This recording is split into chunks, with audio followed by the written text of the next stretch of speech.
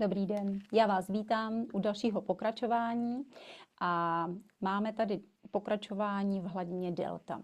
My jsme byli minule vlastně v tom našem příběhu o mozku a celkově prostě o tom neurovývoji v období od těch 0 do 3 let, kdy jsme si říkali vlastně, jaké ty kognitivní funkce v tomto období se vlastně především začínají rozvíjet. Oni se rozvíjejí, všechny ty funkce, v zásadě pod dohledem, jo, ale nebo za přítomnosti té hlavní mozkové činnosti, nebo respektive toho rytmu, který ten mozek vytváří, primární část dne. Není to tak, že náš mozek funguje jenom v určitých hladinách a lineárně, ale vlastně ty mozkové rytmy se různě prolínají v závislosti na tom, jakou činnost člověk vykonává. To znamená, že zcela běžně se děje, že fungujeme třeba ve více vlastně vrstvách těch mozkových hladin. Můžeme fungovat delta a beta, delta a alfa, jo, prostě alfa, beta, prostě ono se to opravdu jakoby prolíná a není to jakoby lineárně měřeno. Proto znamená, že vlastně v tomto období toho raného dětství a primární mozková činnost je právě v této hladině. Je to nejpomalejší hladina od 0,5 do 4 Hz za sekundu, to znamená, že ukládání i vlastně informací je především samozřejmě v té spánkové části toho dne, protože je to hladina, která sahá do toho hlubokého spánku, do REM spánku, takže tam je naprosto vlastně odpojeno fyzické tělo. Tam o sobě opravdu jakoby nevíme, jo, nebo nevíte. A v těch dalších vlastně fázích toho spánku, tam se to samozřejmě potom jakoby střídá, protože nejsme celou noc jenom v té deltě. Delta je velice zajímavá vlastně oblast, nebo vůbec vlnová délka, protože tím, že cokoliv se vlastně naučíme, nebo takhle, cokoliv přijmeme, jakékoliv informace člověk přijímá, to znamená i v tom raném dětství, tak si je vlastně opakováním během toho dne a zažívá, integruje. Ale potom se to vlastně někde musí uložit. Uloží se to v této hladině, v tomto frekvenčním pásmu delta.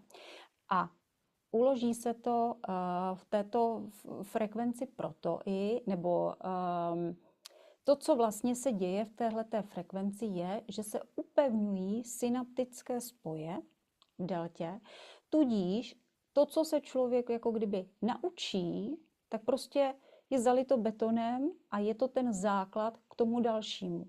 Jo? Takže proto řada prostě lidí, třeba když řeší nějaké starosti, problémy, nemoci a tak dále, a řeší se to jenom na té vědomé úrovni, tak se vlastně nemůžou dopátrat, nikdy se nemůžou dopátrat toho, odkud to plyne, protože to, odkud to plyne, je vlastně z těchto hlubokých stavů delta, kde to bylo zapsáno. A protože náš mozek je úplně ve všem dokonalý a máme ho tak, jak prostě jsme ho měli dostat, tak ho máme, akorát, že ho neumíme využívat ještě naplno. A prostě jsme ve fázi, kdy o něm opravdu víme hodně málo, ale já jsem vděčná za to, že je mi ukazováno, jak s ním pracovat vlastně dalšími jakoby způsoby a jak se dostávat k těm informacím. Protože my se vlastně do těchto hladin můžeme dostat i mimo tu spánkovou část teda dne. Vemte si, že když spíte, hluboce spíte, tak si většinou nic nepamatujete. A i když si něco pamatujete, tak to vlastně nedává hlavu ani patu, protože v tu chvíli vlastně tam není a jakoby plně, nejste prostě plně třeba v té střední betě, což je vlastně v tom kortexu, neokortexu toho naprosto logického uvažování. Takže proto to vlastně nemá vůbec jakoby žádnou strukturu, to, co člověk vlastně po té noci se dozví, anebo by se to musí jakoby domýšlet a nedá se vlastně na tom stavět. Kdežto pokud se do této hladiny dostane člověk v naprosto bdělém stavu, to znamená, že ten mozek připraví, nasimuluje vlastně to, o čem jsme tady hovořili, ta neurovývojová simulace toho mozku, nasimuluje určitá frekvenční pásma, která ten mozek zná, tak se zcela vědomou formou může dostat do svého podvědomí a může vlastně člověk v tom podvědomí začít číst, jak v té knize. Řeknete si, wow, tak to je jednoduché, tak proč už s tímhle nikdo nepřišel, jako jo, proč se o tom jako nic neříká. No, je to jednoduché. Tak, jak se to jednoduše říká, tak ono to opravdu je i jednoduché, ale jediná překážka, která tam je vlastně lidské ego. Protože lidské ego vás do těchto hladin nepustí, pokud opravdu je vyrostlé a pokud je tam ta logická je v pořádku, ale prostě pokud ta identita toho ega chce být v té dominanci, tak vlastně toho člověka nepustí do toho podvědomí.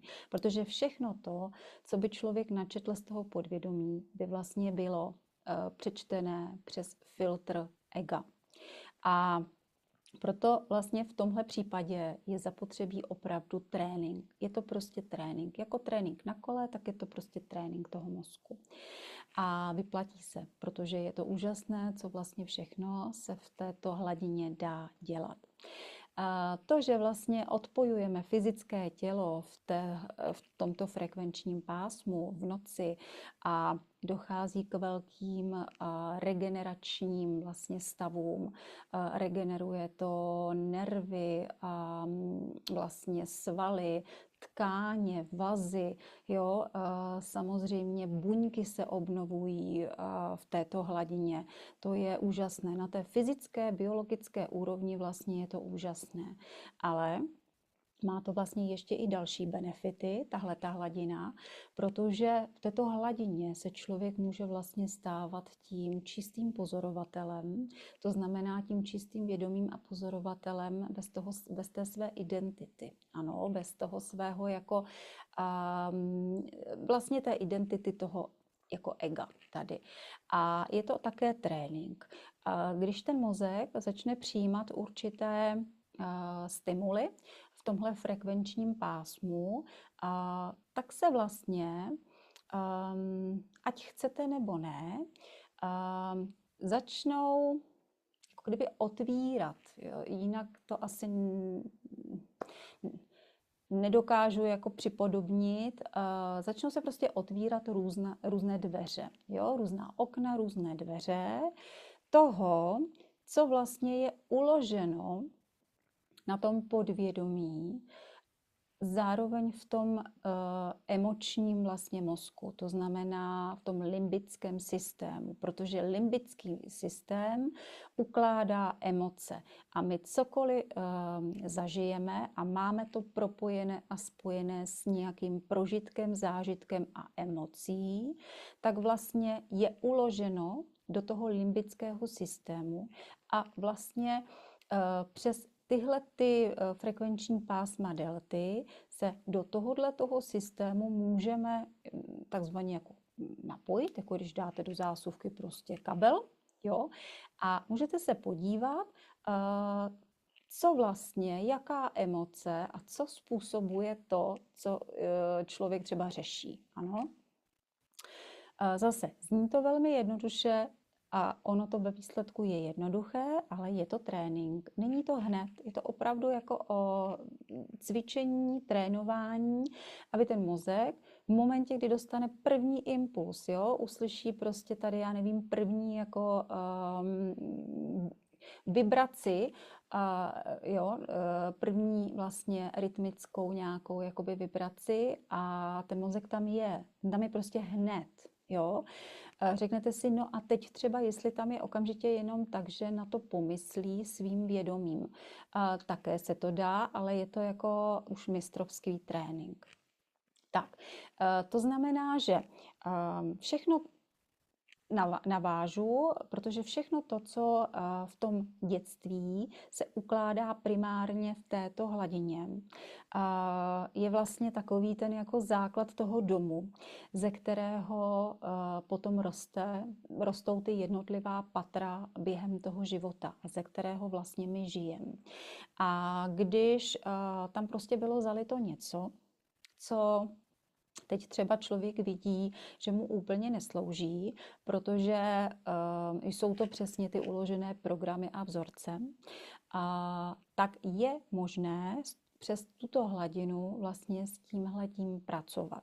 Nejen, že se to dá samozřejmě dobře zvědomit, ale dá se to dobře alchymizovat, protože jedině alchymizací, to znamená přeměnou v něco jiného, lze vlastně nahradit to, co je nefunkční.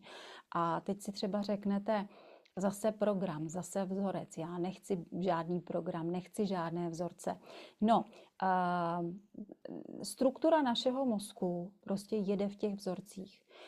Tomu se nikdo nevyhne a každý ten mozek prostě je jako dokonalý počítač. Jo? To je jako když ten počítač by prostě nejel v těch algoritmech a v těch vzorcích, tak se sesype a prostě nebude fungovat. Tak úplně tak stejně náš mozek. Akorát jde o to, jestli my se v těch algoritmech naučíme číst, anebo ho prostě necháme jen tak a on si bude dělat, co chce. Tudíž nám bude velet.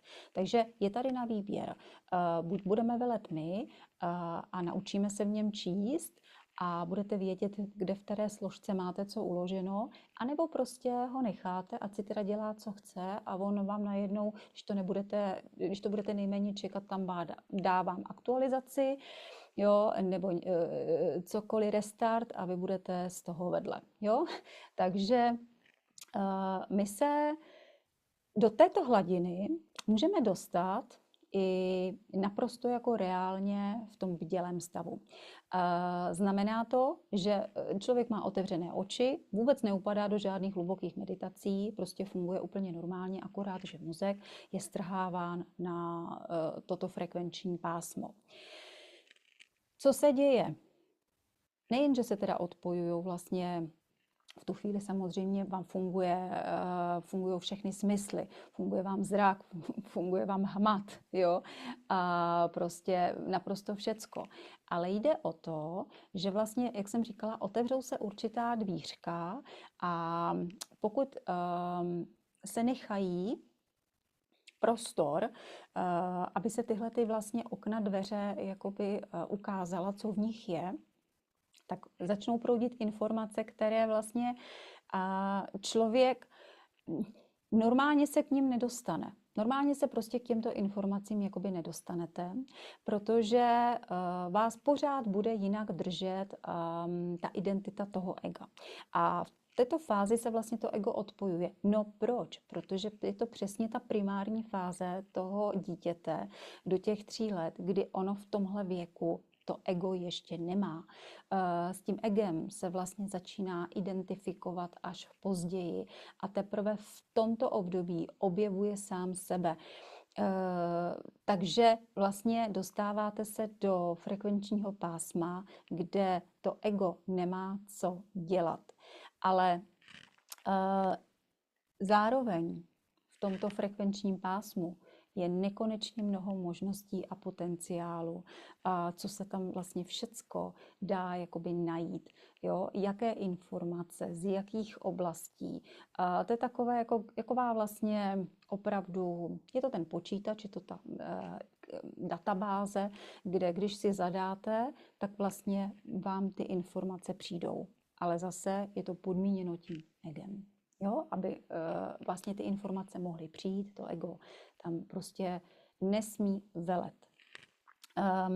Vědomý pozorovatel. V této fázi se člověk stává v podstatě vědomým pozorovatelem. Je tady pozorovatel, je tady vědomý pozorovatel.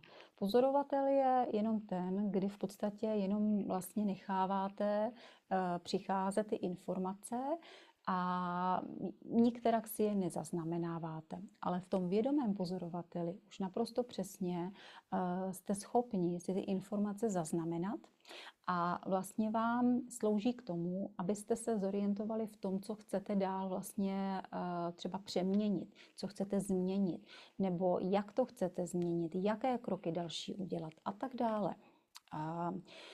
Je to frekvenční pásmo, ve kterém se v zásadě, ze kterého se učíme myslet jinak. Jo?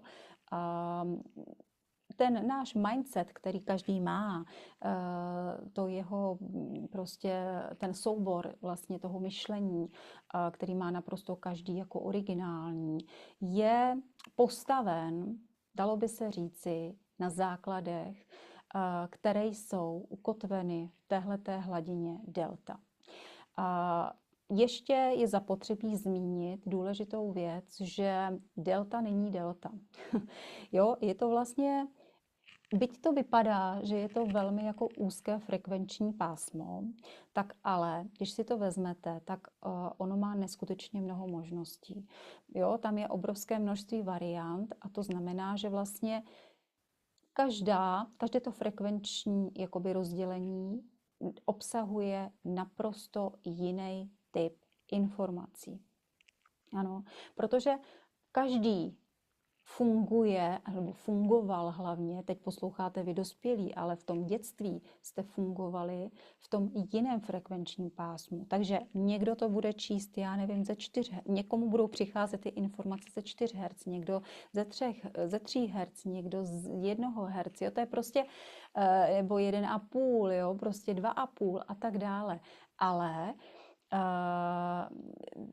samozřejmě je to jakoby obecně prostě tahle ta oblast a to, co člověk třeba potřebuje nutného vědět, tak se dokáže vlastně napojit na tuhletu databanku, jak já tomu říkám, a je možné prostě, že mu ty informace vlastně začnou chodit. Ale pokud je to, když to řeknu, na míru, jo, k tomu jsou vlastně i ty neuroplány, protože oni mi tam já tam vlastně dostávám naprosto přesná frekvenční pásma, ve kterých ten individuální, ten dotyčný, který se o to požádá, vlastně ve kterém tom frekvenčním pásmu té delty prostě jede, ve kterém vlastně je možné, aby došlo k té alchymizaci, co vlastně jakoby nejefektivnějším způsobem. Protože se vlastně mozek dostane do frekvenčního pásma, kde když se třeba něco událo, co člověka jakoby stahovalo energeticky dolů, co mu jako neprospívalo, tak v tom frekvenčním pásmu on může v tom daném, v tom konkrétním pro toho jako jedince, jo, on může alchymizovat vlastně ten určitý program a vlastně ta energie, kterou potom ten mozek začne generovat, se bezmnohanásobí a v podstatě ten mozek tu energii, kterou vydával na ten program nefunkční, začne generovat pro to, co opravdu jako je jako funkční. Je to, co vlastně chce změnit. Jo.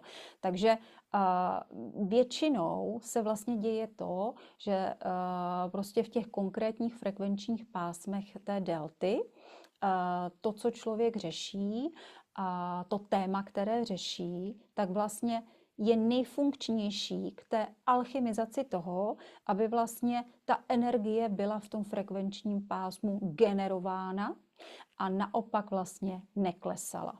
Jo? Tak to je takové jako vlastně specifické hodně. Tak.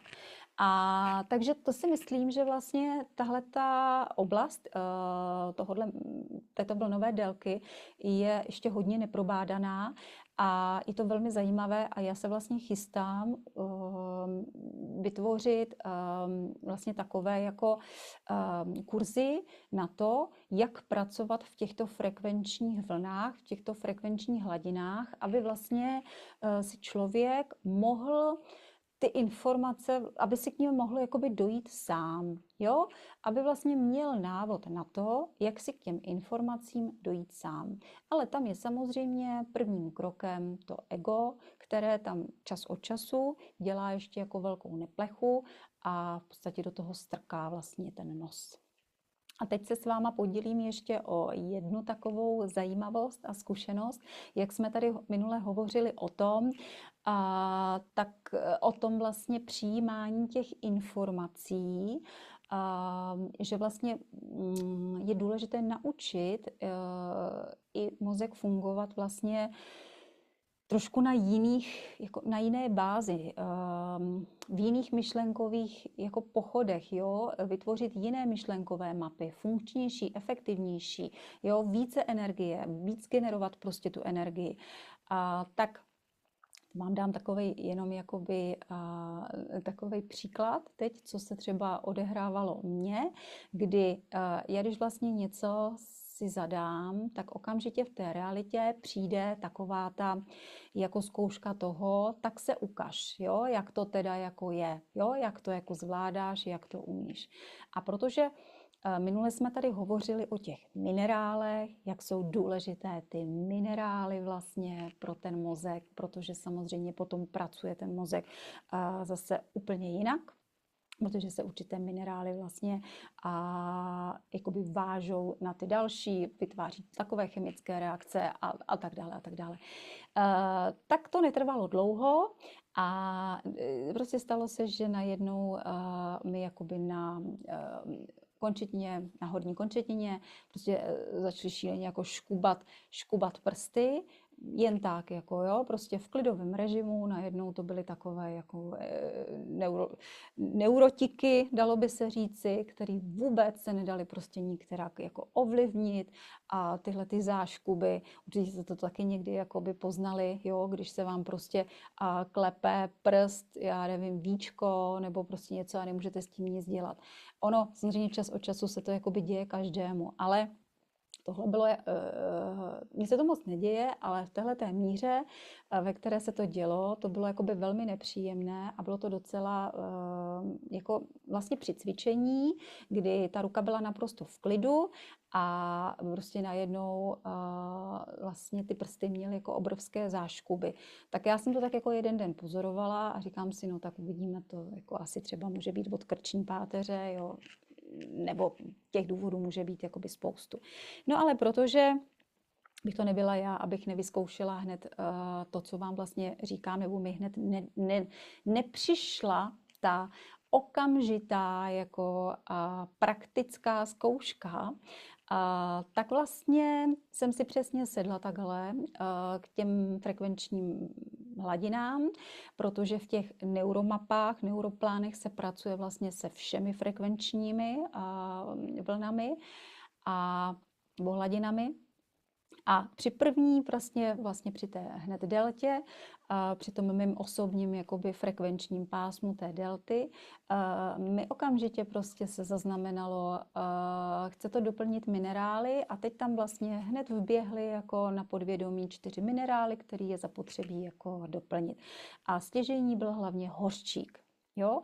No, takže já jsem si asi 5krát za sebou pustila vlastně do sluchátek, protože je to nejlepší vždycky v těch sluchátkách, dostáváte to vlastně přes ten vestibulární aparát, takže se to dostane přímo do nervové soustavy. Takže jsem si pustila hořčík a přátelé, bylo to jako neuvěřitelné, protože vlastně po 2 dnech, kdy ty záškuby i v noci byly velmi nepříjemné, tak prostě přestaly. V podstatě po 3. jako nahrávce jsem cítila, jak se v tom těle začíná jako něco zvláštního dít a jak najednou to tělo, ta ruka je v takovém jako klidu. Jo, úplně prostě v jiném klidu, než jsem znala ty 2 dny. A vlastně po asi 5-6 prostě nahrávkách najednou klid, konec a už se to nezopakovalo. Já jsem to následně ještě během toho dne, ještě nějak asi v poledne a večer znova vlastně si pustila a vlastně od té doby už se to nezopakovalo, vůbec nic tam není. A jak se to vlastně stalo? No, vlastně ty informace i těch minerálů, jo, v tomto případě teda mluvíme o těch minerálech, mají samozřejmě, ta informace má nebo sídlí v určitém frekvenčním prostě pásmu. Jo? A to frekvenční pásmo, to není o tom, že my, když dodáme tu frekvenci tomu tělu, tak tam jakoby dodáme ten hořčík. Ne. My dodáme tu informaci, to, co nese v sobě ten hořčík, ale naše nervová soustava si tuto informaci tím, že vlastně se naučila pracovat s těmi informacemi na té nefyzické úrovni, ano, na té kvantové úrovni vlastně, tak to vlastně tu informaci přijmula, jako kdyby se už dělo, tudíž ta nervová soustava začala v podstatě vytvářet takové synaptické spoje, které vlastně zase vytvořily takové chemické reakce, ano, jako když tam vlastně je dostatek těch vitamínů a tudíž to tělo, které reaguje na ty informace, se začalo chovat tak, jako že je všechno v pořádku. Jo? Ale vlastně dalo by se říci, že frekvenční informace fungují i na kvantové úrovni, protože přenášejí ty informace i kvantově. Takže tahle frekvenční vlastně medicína je budoucnost, která tady bude, ale je zapotřebí, aby se lidé naučili s tímto pracovat. To není tak, že si někdo lehne tamhle do nějaké postele a tam najednou to bude všecko OK a vyleze a za 3 dny znova. Ne. Takhle to po nás není žádáno. My se to máme naučit sami, protože se máme naučit se svojí nervovou soustavou a se svým mozkem zacházet, pracovat, komunikovat tak, že v podstatě to bude parťák na všecko a my zadáme, ono se uděje, protože to tělo bude vědět, dostane ty informace a jede se dál. Takhle. Ale to je zapotřebí naučit ten mozek. On to tam má ty základy, ale když je nemá aktivované, tak vlastně oni spí. A je to přesně všechen ten potenciál, těch 95% toho nevyužitého mozku našeho, té podvědomé úrovně, která není využitá ještě, protože vlastně tam jsou tyhle ty všechny možnosti. Tam je ten nekonečný prostě potenciál možností. Takže je zapotřebí ten mozek začít trénovat. Budeme se tím zabývat. Budeme si tady říkat příklady. Jo? Moc se na to vlastně těším, protože těch příkladů mám opravdu velké množství a teď už je zapotřebí, abyste to všichni vlastně věděli, abyste se s tím seznámili a abyste začali vlastně vidět a chápat to své tělo, tu svou hlavu, ten svůj mozek i z jiné perspektivy. Tak jo, mějte se moc hezky a přeju vám krásný den.